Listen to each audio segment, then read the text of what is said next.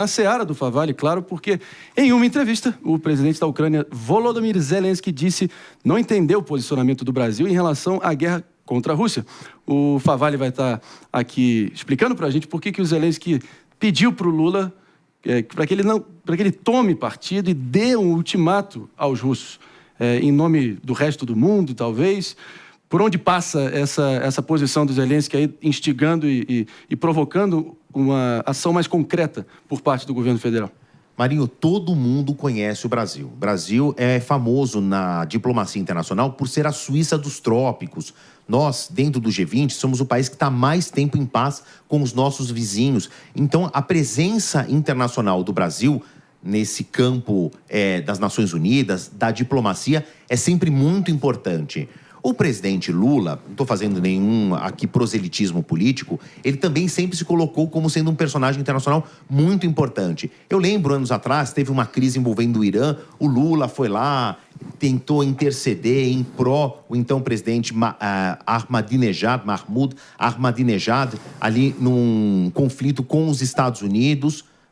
Recebeu mais críticas do que elogio, mas isso mostra a presença internacional do Brasil já há muitas décadas, né? Existem pautas importantíssimas da ONU, historicamente, por exemplo, a criação do Estado de Israel, em que o Brasil teve um papel fundamental. Então, usando essa histórica, o Zelensky está tentando trazer para uma cúpula de paz, que por enquanto ele não conseguiu nenhum personagem importante para participar, uma discussão que leve ao final da guerra. Essa guerra que começou com a invasão da Rússia à Ucrânia há mais de 2 anos, a gente já está batendo 2 anos e meio de guerra daqui a pouco, e a Ucrânia está ficando cada vez mais enfraquecida. E do outro lado, a gente não vê esse enfraquecimento da Rússia, né, colocando essas premissas, a conclusão é que a Rússia tem um potencial para ganhar essa guerra. O Zelensky está acenando para quem ele puder, dizendo: sentem-se comigo e me ajudem. Agora chegou a vez dessa convocação, entre aspas, para o presidente Lula. Ele já fez isso nos Estados Unidos, ele já fez isso na Alemanha, ele já fez isso agora em Portugal, mais recentemente, na Bélgica, na China. Ele está pedindo um apoio qualquer que seja. Não tem conseguido. Agora, Zelensky, ele deve conhecer uma expressão criada pelos alemães, que é a Realpolitik, que uma coisa é a sua ideologia... Vindo do chanceler Otto von Bismarck. Perfeitamente, exatamente. Que é o seguinte: por mais que eu tenha uma diretriz política como presidente, eu tenho que colocar em ação algo que seja favorável para a minha política, para a minha população, para o meu governo.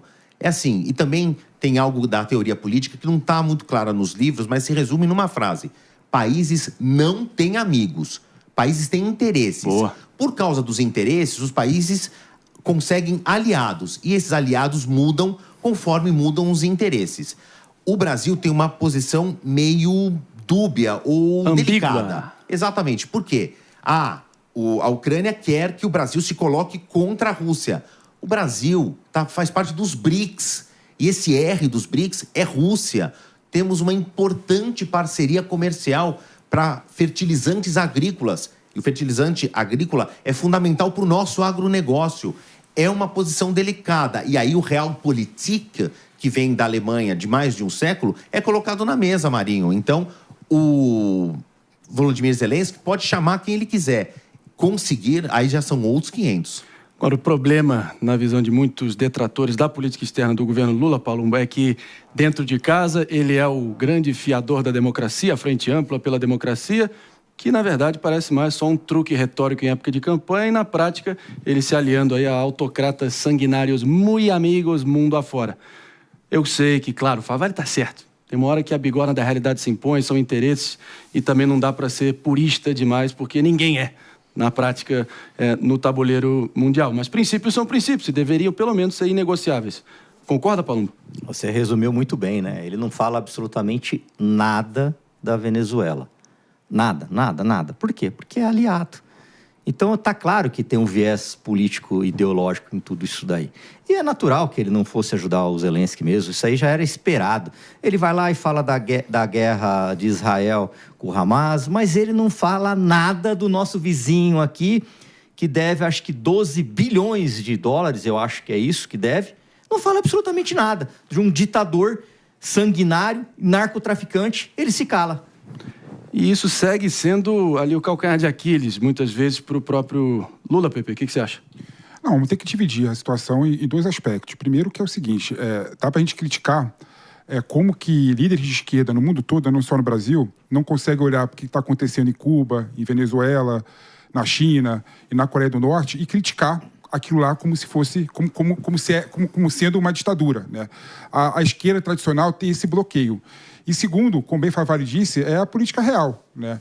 É bom lembrar, por exemplo, que quando o Bolsonaro era presidente, antes da guerra da Ucrânia, ele visitou o Putin e falou que era solidário à Rússia.